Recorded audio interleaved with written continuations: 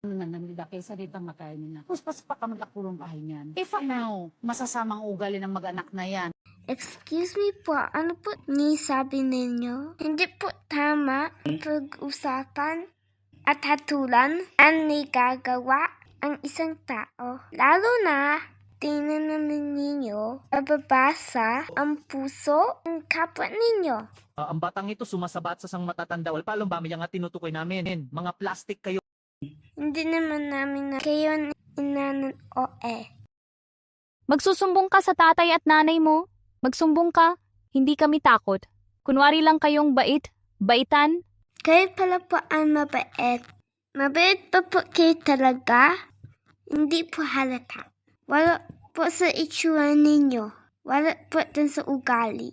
Sawayin, nawa, iyon ang ninoon. Awit 101.